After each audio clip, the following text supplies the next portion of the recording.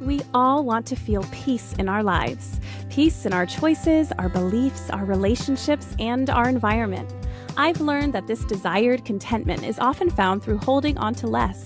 When we pare down what we own, what we consume, and what we value, we're left with what's intentional, a personalized curation of what is important and true and useful to us. I'm Shannon Leyko, and you're listening to Paring Down, a podcast aimed at helping you declutter not only your home, but any area of your life that's overwhelming. Here, we're having interesting and honest conversations about the physical and mental clutter that drowns out what truly matters to each of us. And together, we'll learn how to pare it all down, not for the sake of perfection or becoming rigid, rather so we can move through life with less overwhelm and more joy, wisdom, and peace.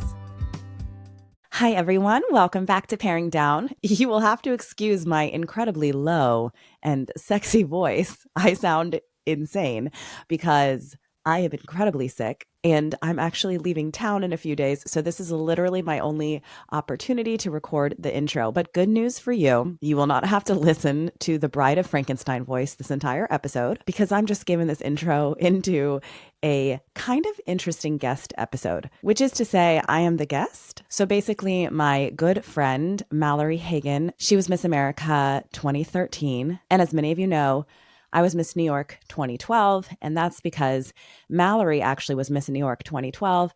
She won that pageant and then went off to Miss America and won Miss America. And I became like the default Miss New York because someone had to be Miss New York while she was off gallivanting around the entire country. So I stepped into that role as Miss New York. Anywho, she has been a very close friend of mine ever since. So when she asked if I would be one of her very first guests on her new podcast, Pretty Furious, with her friend Maggie Gelson Burnett, of course I said I would be honored. Mallory and Maggie tackle really kind of hot button topics. So they wanted to cover ethical consumption. And that's what we got to talk about. And this is my first time ever sharing an episode where I was a guest on someone else's podcast on my show, just because I feel like they asked really, not that other episodes that I've been on, other podcasters haven't asked really wonderful questions, but this is a topic I feel like I haven't necessarily covered on Paring Down. And I just loved the questions that Maggie and Mallory asked to get to the heart of the ethical, psychological, and physical repercussions of overconsumption. And it was really fun for me to draw on my background of psychology and to do a deeper dive into why I think it's so important that decluttering and changing our relationship with consumption go hand in hand. So I hope you find this conversation to be fun, informative, and an interesting way to shake things up a little bit here on Paring Down.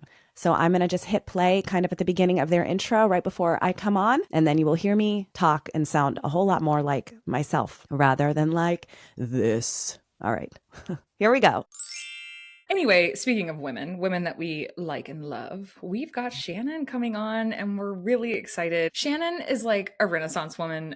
Every time I talk to her, she is doing a new project. She's incredible. So Shannon is an author, a podcast host, a mother of three, and a military wife. Her book, You're Completely Normal, debuted as an Amazon Top 50 hot new release in 2020. And her podcast, Paring Down, has reached the top 1% of all podcasts in just over 1 year. She is a former Miss New York, that's how I know her, in the Miss America organization, a former professional vocalist, and she holds a degree in psychology. Her online platform, Paring Down, is built around helping people declutter their homes and schedules in order to make room for what matters without judgment, shame, or comparison. Let's welcome Shannon. Shannon, welcome. We are so excited to have you here. Thank you so much for having me. I am honored and so excited. Amazing. I can't believe it. I can't believe that we have Shannon on. Shannon and I have been friends for, I think we're going on 13, 14 years, something of that nature. Yeah. It's crazy. 2011, I think. So 14 years. Yeah, that is wild. That is. Don't even get me started. I've been having like an existential, I don't feel 36, but then I turn around and I'm like, oh my God, where did the last however many years go? It's crazy. Very weird. I'm still used to being like, oh, high school, like 10 years ago. And I'm like, oh, my high school 20-year reunion is next year. So that's no longer accurate. Correct. Yeah. It's kind of crazy how that is. All right. So you brought a headline for us that's made you pretty furious. What you got? I brought to you Quote, the secret behind Temu's rock bottom prices from theconversation.com. The secret is basically unethical practices, of course. And that comes because they have a different kind of business model than maybe even the Amazons or the Walmarts of the world, which aren't so great in and of themselves. However, Temu holds these reverse auctions, basically, where manufacturers who are making the clothing or whatever it is bid against each other to offer the lowest prices. So they are the ones that store the supplies versus Amazon will buy X amount of whatever, right? And then they are the ones that hold on to it and have to sell that inventory.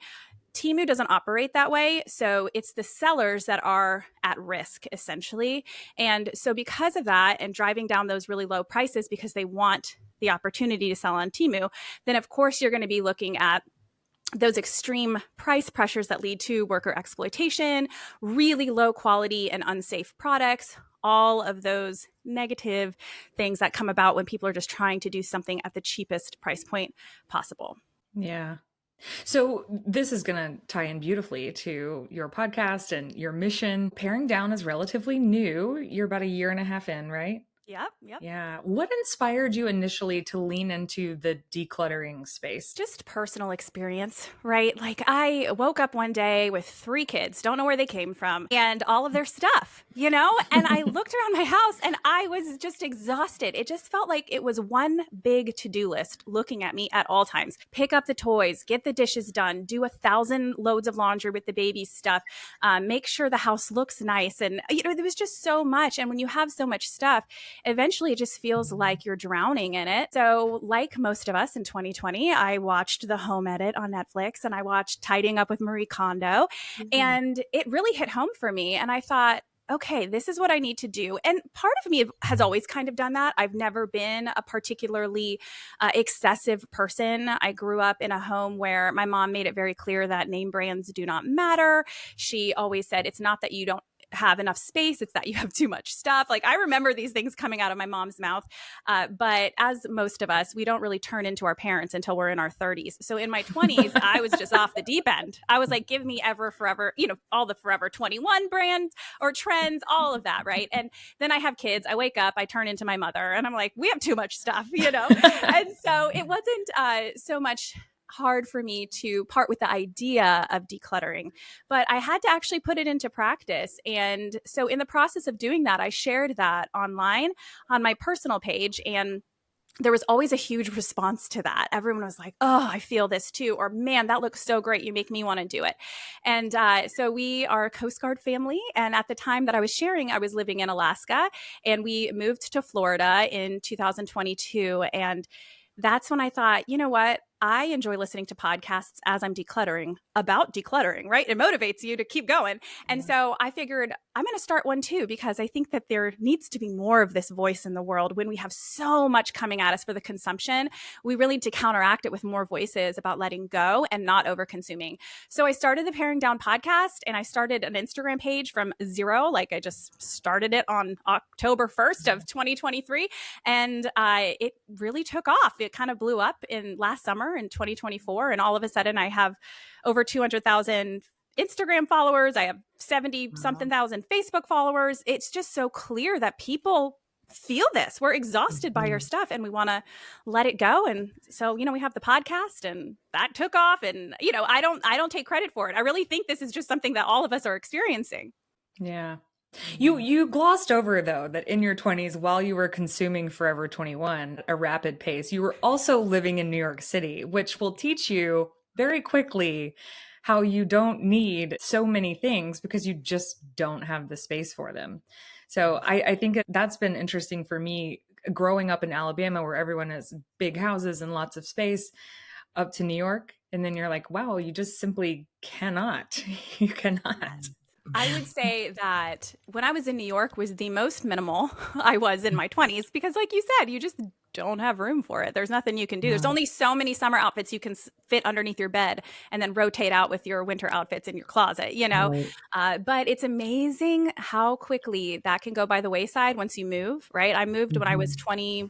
425 down to the DC area, and then from there down to Virginia Beach, back to my hometown where I met my husband. And in that period of time, I just acquired more and more. I had my going out outfits from New York City, and then all of a sudden I was working in the federal sector. I had all my work clothes. I moved to Virginia Beach, and I just acquired more and more without getting rid of any. So I had all these past lives living in my closet until I decided to do something about it. I would be remiss if I didn't mention that, like, we all have done pageants in our lives. And I think there has to be some sort of direct correlation between doing pageantry and just acquiring stuff. So when you talk about, this time in your life of moving from New York and then moving to Virginia, it's like that really sticks with me in the sense that when I lived in New York, yes, I had like 2 suitcases, I think, to my name of stuff. And then when I moved back home during COVID, I just started acquiring more and more. So that makes total sense to me. And I would love to know the correlation between former pageant women and the amount of stuff that they just keep in their homes. I would scientifically like to do that study personally, because I think it's so true. And as women who did pageants, so often that accidentally or sometimes intentionally got tied up with our identity, right? Mm-hmm. You were Miss America, you were Miss New York. And so it doesn't feel super great to let go of those high heels and those dresses that don't fit anymore, because suddenly that means you are no longer that person. And even for those of us who never really felt like we were pageant girls, at least I never identified that way. I know, Mal, you didn't. It was still kind of hard to let that piece of you go and be like, I am not the girl walking in the room turning heads with a crown on my head. I am wearing sneakers and shorts with my children and chasing them around a park, annoying the teenagers. You know what I mean? And so you have to really let go of who you used to be. And I think that can be particularly hard for women who their identity was wrapped up in how they looked and what they were wearing. Yeah, absolutely. I'm curious how you think your degree in psychology shapes the way that you communicate with people about paring down and also just online with your audience in general. Yeah, I love psychology. With an undergrad degree in it, I'm, not qualified to do much, but it certainly is an interesting background to pull from. And I think it offers a level of empathy that is needed when we're talking about letting go of our belongings or reevaluating our relationship with consumption. What I want people to know is that it's a very normal compulsion to want to seek out new things, that there are certain psychological biases that keep us from letting things go, whether it's loss aversion or the endowment effect, where we place higher value on the things we own versus if someone else was selling the same thing. There are a lot of psychological components that go into this, even the attention economy, which is more of a behavioral economist type of a perspective. But we are drawn to our devices, not just because we have a lack of self-control, but because the longer we're scrolling, the more opportunity it is for us to see advertisements. And that is why they're trying to keep your attention. It's not because they just want to keep you from talking to your friends or interacting with your children. They don't care if you have a good relationship with your family or not. I'm sure they would love that for you. However, what they want is for your eyeballs to be on the screen so they can show you ads. And because of this attention economy, there is so much invested financially and otherwise from companies to figure out what's going to grab your attention and get you to buy more and more and more. So this isn't just a matter of a lack of self-control. There's a lot of psychology going on behind the scenes that it's going to be really hard for you to shake out of your brain and do something that goes against what your brain wants to do, which is to consume the information that's in front of us. Yeah, totally. I think about this a lot as it relates to having ADHD and just kind of consistently looking for my next dopamine fix. And the more I learned about dopamine and about how my brain is wired, that really informed so much of my behaviors, when shopping online or just doing things generally or spending time on social media. But I'm curious to know how these worlds are all very much intertwined: fast fashion, environmentalism, consumerism. I'm curious to know if there's anything that has been really surprising that you've learned about how all of these worlds intersect. Definitely. When I first started this decluttering process and even sharing about decluttering, it was really on the decluttering side of things, right? Getting stuff out of your house. But there are two sides to having too much stuff in your house. One is you're not getting rid of it. And the other one is what you're letting in, is the consumption piece. And that's the piece that in the last year and a half, I've started doing a deeper dive into, just because I have been learning so much about the fast fashion that, the headline I brought today kind of alludes to, and how that affects not only us and our health and our mental health, all of that, but also the world around us. And like I mentioned, I'm a mom of 3. And for me in the past, I think I was more willing to kind of shrug off the long-term effects of things that I didn't understand. Because at the end of the day, understanding what fast fashion looks like and what consumption is doing to our planet isn't particularly easy to wrap our heads around. And so it's much easier to kind of put your head in the sand and be like, oh, whatever. I'm not ruining the planet by buying an $8 shirt from Temu, right? And you kind of get that laissez-faire attitude about it. But what I realized is that I have a moral responsibility to my children to figure out, am I leaving behind a planet and that is sustainable for them? Am I raising them in a way that is going to give them higher quality of life? And because of that, I was willing to put more effort into figuring out the intentionality behind everything that I do and all the decisions I make, whether it's consumption and decluttering, to what I believe spiritually, to just how I show up in the world and my basic core values. And so I started to look more into the consumption piece. And global warming, I think, is a trigger word for many, right? It's a buzzword, but it's very triggering because people don't understand really what it is. I think, we just think, okay, whatever, I'm buying a shirt from Temu and people want to tell me it's global warming. And that's an exhausting thought. So for me, I had to really figure out, what is global warming, right? And I have some notes in front of me because I think this is important to just break it down when we're talking about how mass production of materials that then are not biodegradable end up in landfills, right? And when they're in landfills, they either slowly degrade, very, very slowly, and they in that process release different gases like methane, or they have to be burned, which in a faster process releases those same kinds of harmful gases. And those are greenhouse gases. So we're talking carbon dioxide, methane, nitrous oxide, and water vapor. And those particular gases, they naturally trap heat in the Earth's atmosphere. So this is called the greenhouse effect, right? And it helps keep the planet warm enough to support life. So that's a good thing. A certain amount is a good thing. But with human activity, with the burning of fossil fuels, for energy, deforestation, industrial agriculture, that kind of thing, what we're doing is we're increasing the concentration of these not so bad greenhouse gases when they are making the planet warm enough for us to go take a beach vacation and enjoy it, right? And we can survive here.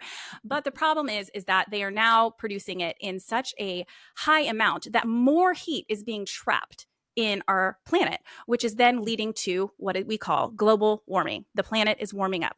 And this is not something that can just be politicized and kind of made up, right? In fact, of all the things that is easy enough for, I say easy because I don't know how to do it, but like easy enough for scientists to figure out, is they can study what happens when something that is not biodegradable starts to degrade, and they can see what gases come out of it. They can pull that information from those materials and know without a doubt. So we know that this is happening. There's no way we can have just billions of tons of this biodegradable material on our planet, and it's not impacting our planet. That doesn't make sense. When you really think about it, it's obvious, right? And so for me, it's kind of a rebellion on behalf of my children and their children to say, do I really think that me being interested in keeping up with all these dumb little trends, that what, are they supposed to make me more accepted by my peers? Are they supposed to make me look cuter to people? Why? So I'm more attractive? Is that really what matters more so than my children? Or maybe it's not going to affect them, but their kids? Do I not have enough empathy to say that I don't need a closet full of crap in order to make sure that my children's children are alive and well, that my kids don't have to go through watching their children suffer, or my grandkids don't have to watch their children suffer, or however long down the line it gets. I care about those people even if I never meet them. And to me, that is basic human empathy. I think for so many different issues, this one included, basic human empathy tends to be missing. One of the first classes I took at the Fashion Institute of Technology in New York, which is where I went to school, was actually fashion ethics, where it was a marriage of traditional ethics and how that applies to the fashion industry globally. And when you study that and you learn, I believe that 1 in 6 people globally is somehow tied to the fashion industry, and that those greenhouse gases that are emitted and the water that's polluted and our land that's polluted, all due to the fact that you just need to have one more white t-shirt or one more sweater.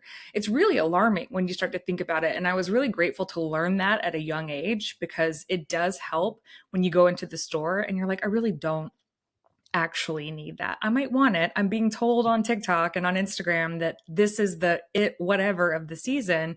But at the end of the day, it's not going to serve me in the long run, and it doesn't serve our planet. What I do find, though, you're talking about your children. I now have children. I'm a bonus mom. So I think a lot about what this world looks like for them. But there are people who don't have children, and they think, okay, I'm not going to be here. I don't really care, which is not the best way to look at the world, but those people do exist. We have to admit. So what do you say to someone who thinks that their shopping habits or consuming these fast fashion brands or other consumables, what do you say to them when they think that they're not having an impact? I think there's a two-parter here. The first is that it is having an impact on you individually. So if you say, I don't care about anyone else, I don't care about their kids and their kids and their kids, I only care about me. Well, then you still should care about this. 1, for your mental health. 2, for your physical health. We'll start with mental health. First of all, we know that being surrounded by a bunch of clutter, it makes it much harder. I mean, this has been supported by research, harder for you to focus. The decision fatigue leads to oftentimes to different mental health problems. And we cannot concentrate at the level that allows us to be successful, creative, et cetera, when we are surrounded by clutter. Again, this is research supported. And we also know that there's a correlation, not a causation. I'm a big fan of knowing the difference between the two of those. But there is a correlation by a study at UCLA that shows that women in particular, their cortisol levels, which is the stress hormone, rises alongside the amount of clutter in their space. I could go on a whole tangent about why that is more a higher level for women than for men. My theory is that, because it still rose with men. So my theory is that if you're stressed in life, maybe you have to work 3 jobs, maybe you have an illness, all of those things that could cause really, really high stress. You don't have time to declutter. You might be shopping as a form of coping, that kind of thing. And so the stress means that the clutter is there. It's not the clutter causing the stress. But the reason a woman's stress hormones react even higher is because we not only on top of those stressors causing the clutter are the ones that are expected to deal with it. So that's when we do see the clutter causing the stress. Again, this is not scientifically proven, but to me, it's pretty obvious if that a woman's cortisol levels are higher than a man's when it comes to the stress, but both are high. There's something else happening for women. There's something else there making it go up. You know what I mean? And I think it might be those expectations. So we have to consider that it is stressing us out. It is making us unable to focus, make decisions, be our best with whatever we're bringing to the table, be it creativity or otherwise. And it's just exhausting. All right. I don't know about you, but I don't want to spend all my time picking up the house. On the other side, there's also what's going on physically for you personally, right? So we talked about the chemicals that are released into the atmosphere that can affect the planet as a whole. But when we're talking about, let's say, fast fashion in particular, we're looking at these cheaper quality materials, right? Because again, they are trying to get it into our hands as cheaply as possible. And so they're not going to use high quality materials, which cost more to resource. So when we're using unregulated dyes and flame retardants and these things that cause skin irritation and allergies and hormone disruption, right? That is problematic for anybody wearing these clothing. Some clothes even contain carcinogenic, never say that word correctly. I think I did, but chemicals. We're talking about like phthalates, which are absorbed through the skin. If you think about different different medicines, right? They give you something to rub onto your skin because our skin is our biggest organ. So whether it's the lotion you're putting on or something that they gave you at the doctor's office to treat a rash, it is being absorbed into our skin. And that includes the clothing we're wearing. So when they are made with these dangerous chemicals, it is actually going into our bodies as we're wearing them. And that's why we are seeing such a higher rate of chronic illness and even obviously cancer, that kind of thing. And we can say, oh, we don't know that's true. But at the end of the day, we can't deny the fact and the correlation and all of the obvious reasons why we might be seeing more of this in our daily world. I think people, if they can't see it, if it's not tangible in front of them, it's so easy to brush it off like, oh, that's not real. But that's so silly. 7 million people didn't die of COVID just because they just died, right? Like they died of COVID because it's an invisible strain. It's a virus that you cannot see, but it is very real. And we have to accept that that is the case, that if I'm not just looking at a white shirt, I'm also looking at what is the white shirt made of and what is that doing to my body personally. So whether you care about a bunch of other people, you should really be caring about what you put on your body. And if it is fast fashion, I promise you, you do not want those toxins inside of you. That makes me think of this episode is sponsored by Basic. And Shannon, you had the opportunity to interview Lacey, who's the owner of that store, and not the exact opposite of fast fashion, really sustainably made clothing. And they just really put an effort into what they're carrying in their store and how it does impact people. And it makes me think of people like Lacey, where I'm like, thank you for offering that to the world and for sharing with not only women, but people in general, the opportunity to purchase from people who are doing the right thing instead of the wrong thing. Well, first of all, I'm obsessed with Lacey. She just texted me this morning. She didn't even know we were recording today. Oh, I love that. Yes. And, she makes a great point too. When she came on my podcast, she really opened my eyes too, to the fact that, as busy, like a busy mom or whoever, I would say, I can't afford an $80 white t-shirt, that is going to, whatever. I have to take to a dry cleaner. Like that is just not practical for my life. And so I asked her these hard questions about slower fashion that makes them, in my head, impractical for daily life. And she just revealed so much about that, right? Like if you have true 100% cotton in 100% linen and the different kinds of garments that are made with high quality material, which she sells at Basic, then you actually can machine wash those and they're not going to shrink like all the stuff made from plastic that then you have to throw away and go consume more of it. So you're buying $8 t-shirts for $64, right? And that's going to last you for 6 months because it shrinks every time you wash it. Or you can buy one white t-shirt for $64 and that will last you forever because you can wash it over and over again and it's high quality. So it's not going to, just fall apart in the washing machine. So, I loved that episode. I love Lacey and everything she stands for. Yeah. Have you guys ever seen that little gif of SpongeBob where he's sitting in the chair and he's like, I'm a head out, and he like stands up really slow out of his chair?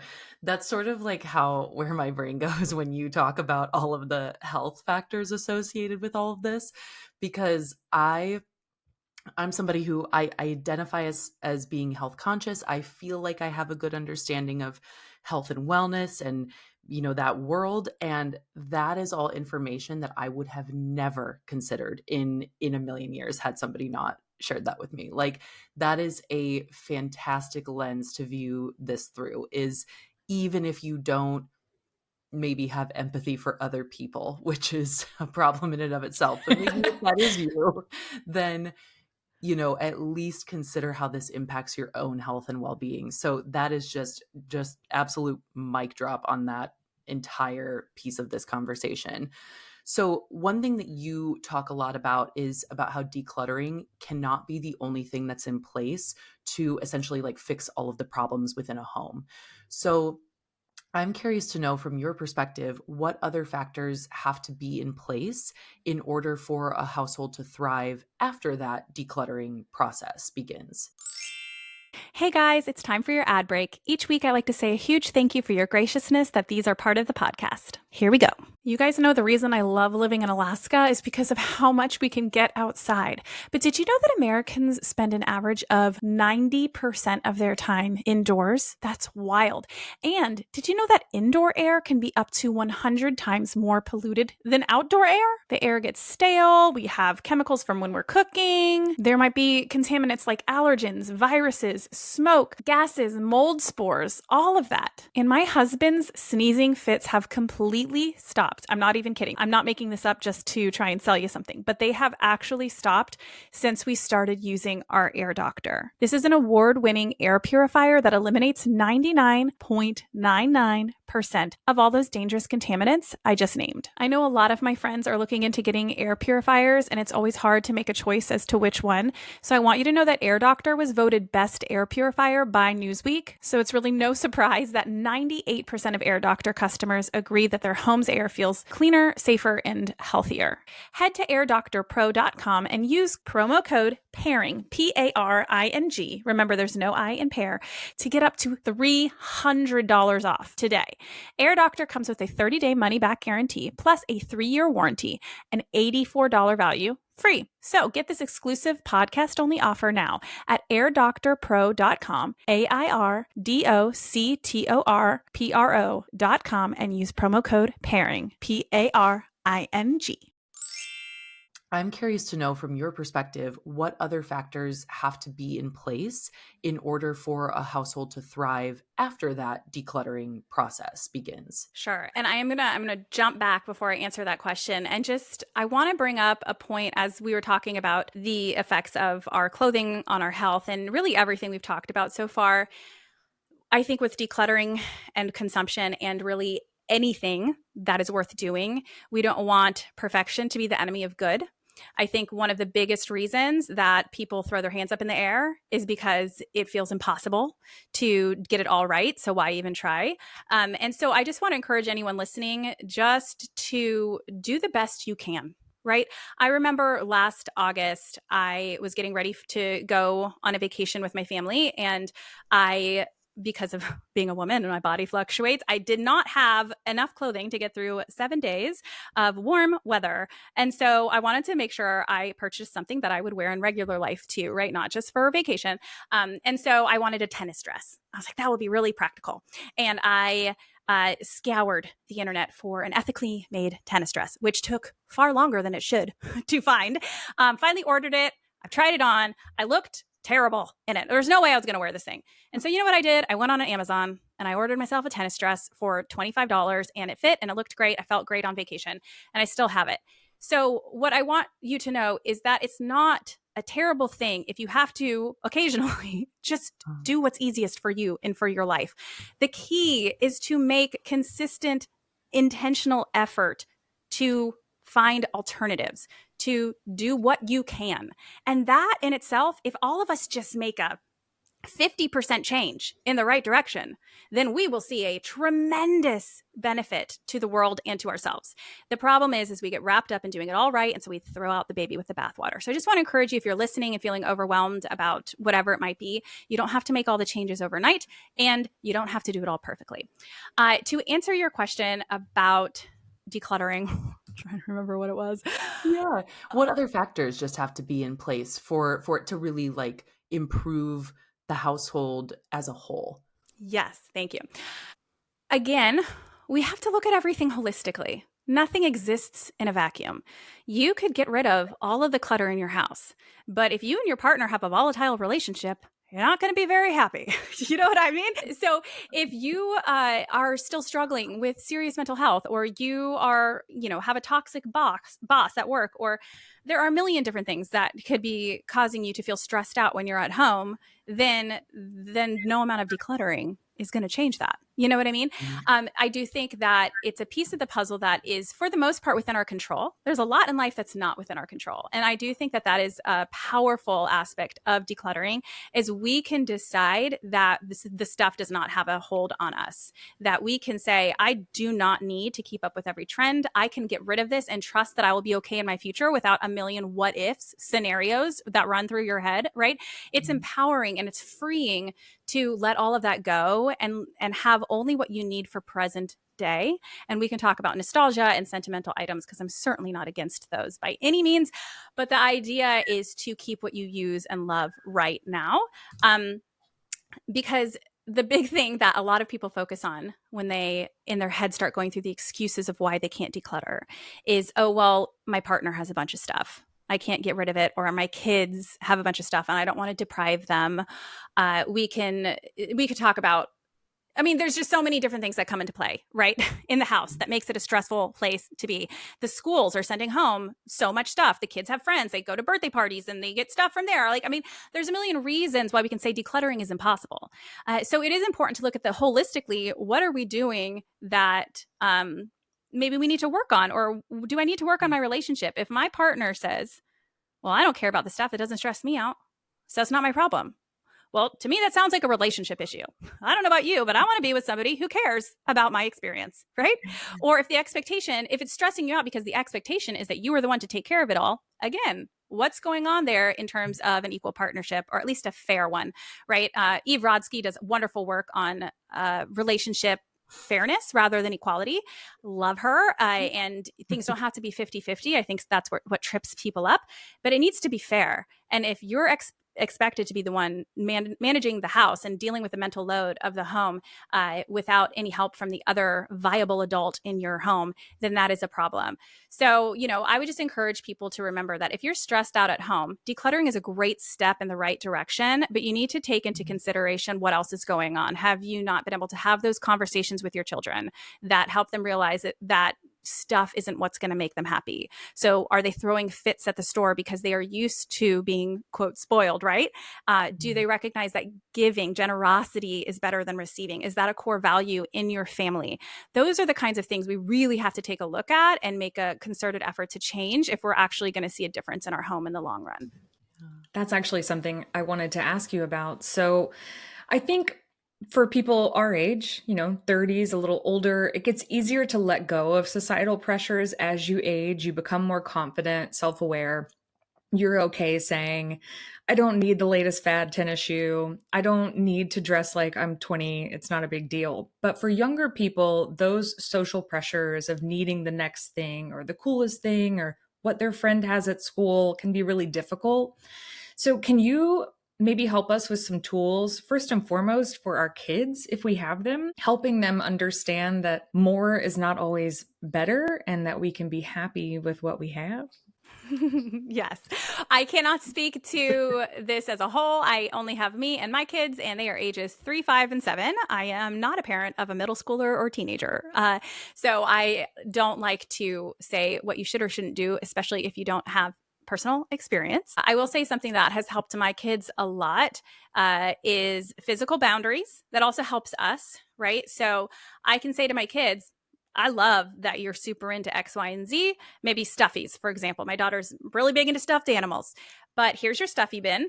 And your stuffed animal collection has to fit in this bin. So if you want to get another stuffy, you ask for that for your birthday or for Christmas, or that's your one souvenir that you get on vacation, then we need to take a look. Will it fit in your bin? If it won't, what stuffy do we need to part with? This isn't to encourage the cycle of consumption and decluttering. I want to make that clear, but that will be part of life, especially for kids as they grow and their interests change and that kind of thing. Inevitably, there's going to be new stuff coming in and more stuff going out. And that just speaks to development. Okay. It doesn't make you or your children a bad person. But these physical boundaries are really helpful. I think that should work theoretically with teenagers or middle schoolers, right? Hey, I get it. You want a pair of jeans that are cool. And maybe that's okay with you. Maybe you say, fine, you can have this cool pair of jeans if that's what you want for your birthday. But you have one half of the drawer of your dresser that is dedicated to jeans. We don't need more than 2 jeans really in life, maybe 3. And so if it does not fit in that drawer, we cannot purchase another pair of jeans. So there's that physical boundary that helps younger people wrap their heads around just the basic idea of respecting our space, right? And not being overwhelmed by stuffed drawers. And, my 7-year-old gets it. My 5-year-old gets it, that cleaning up their room is a lot harder when they have so much stuff. My 5-year-old, every time a friend comes over, gives them something to take home, which I then apologize to the parent. I'm so sorry. But she's like, I don't want to pick this up anymore. Like, she has learned it is not worth me cleaning up this doll. I don't love this doll enough anymore to continue cleaning it up. And she's That's she amazing. I have to be honest, the concept of a physical boundary is not something A, that I've really thought much about, and B, I don't know that I would have thought of. But if this doesn't fit in the space that you have allocated for this thing, then we have to find a different avenue to go down. Or I'm really big on generosity, and our kids are a little young for regular volunteering, maybe certain events. So I think helping them understand that somebody else might be able to use this thing that you no longer want anymore, and making it a regular thing that we, go through everything that we have and what are you not using as much of, and how can we make room for the things that you do want if that's what you want to do. Yeah. Well, kids do better when it's not abstract. So if you say you have too much stuff, they don't know what that means. They need the physical boundary to understand that concept. And same with generosity. I encourage people to remember that this doesn't just mean taking things to Goodwill, though I do not demonize Goodwill. But for example, my daughter, there's one family at church. I don't even know them that well, but they were the only ones in my sphere that I could identify that had a daughter about a year younger than mine.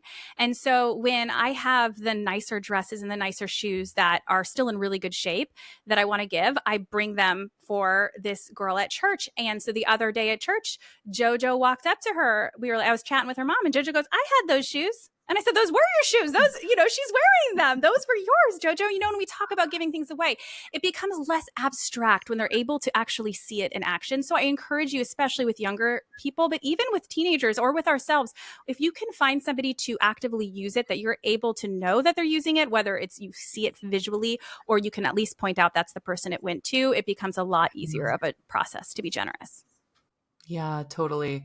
Wow, I think that's so powerful, because as a full functioning adult, I think even having a physical boundary and being able to, understand that my space is the space I've got and I don't have anything else there is no other space for it to go. That's like, I'm in this kind of tiff with my mother about how she wants to get rid of stuff from her and my dad's house, and she wants to give it to me from my childhood, but I don't want to take it because I don't have space for it in my house and they have space in their house. And it's just this like constant battle of like, who's going to take all of the old grade school papers.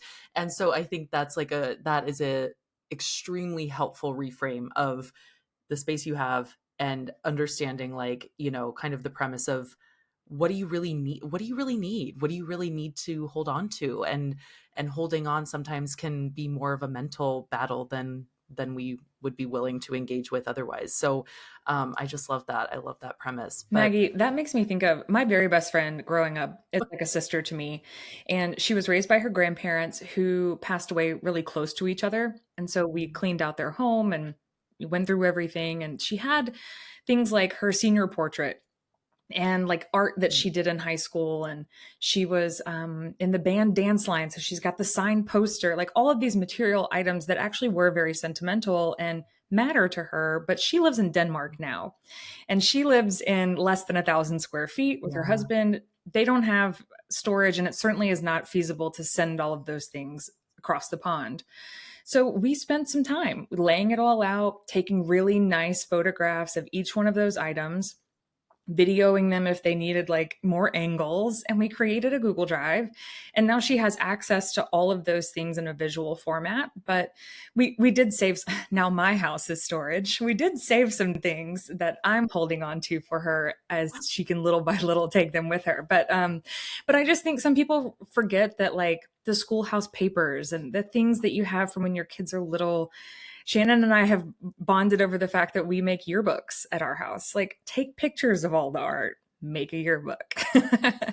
There are ways to hold on to those memories and that are practical and allow for you to let go of the physical item and still be able to hold on to the memory of it. Yeah. But that may lead to maybe our last question, Shannon. What are some small steps people can take to begin the process of paring down their lives?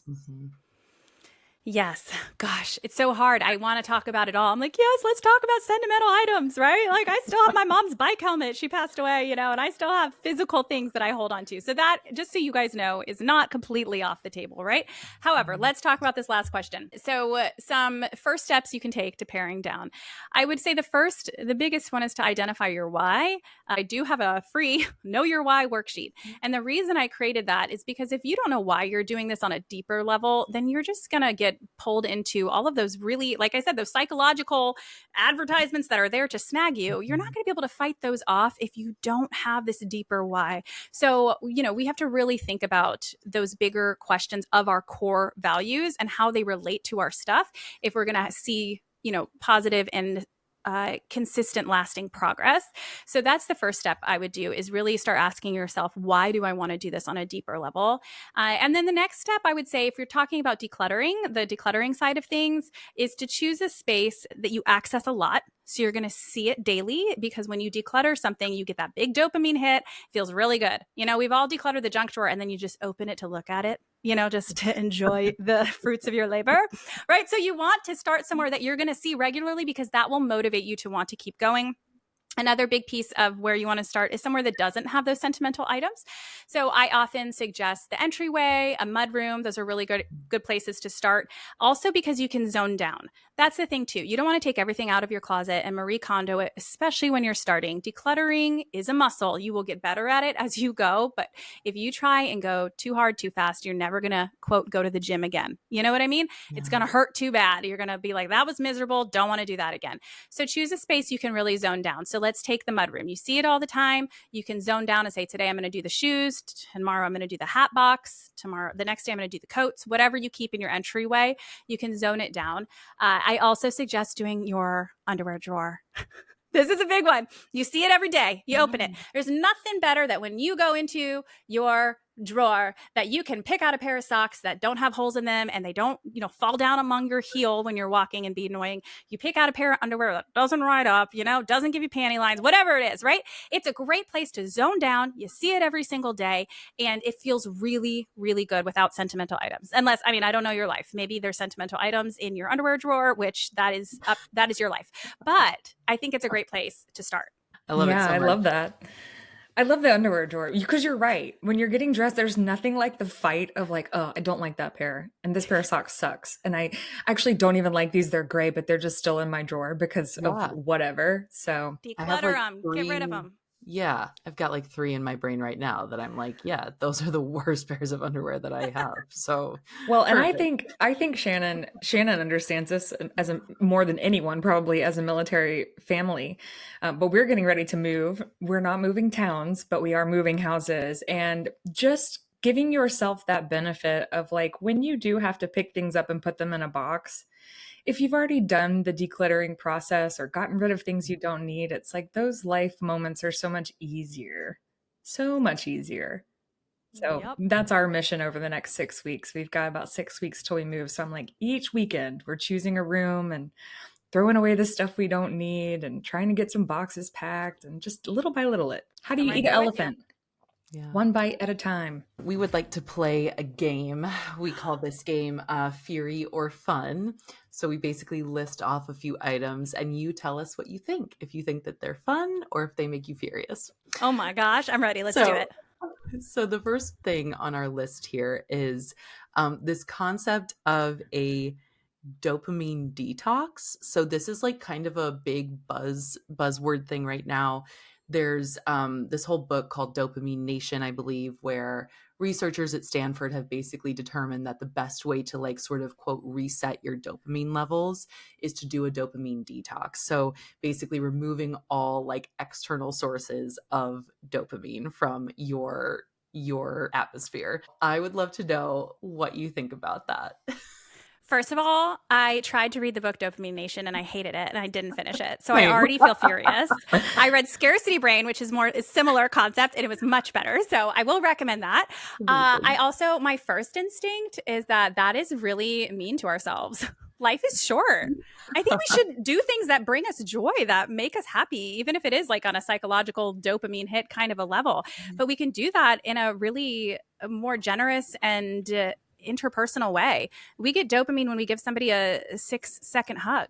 You know what I mean? We get dopamine from decluttering, which is a great thing to do. So no, I don't want to go on a dopamine detox, but I want to go on a detox of the bad kinds of dopamine that just take money out of my pocket and hurt the planet. Yeah. Love that. Exactly. Amen. Yeah. Okay, mine is next. Blake Lively and Justin Baldini. Is that it? Is that the prompt? Furious. That's the prompt. Furious. First of all, I don't want to waste my time on this. You know what I mean? I don't know what okay, let me rewind here. I'm sorry. I have wasted my time on this, but I don't want to. Okay. Let me be clear.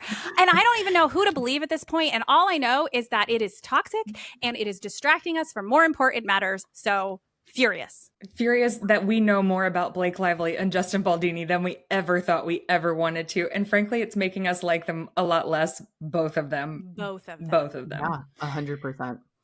Okay, next on our list here, over the top kids' birthday parties.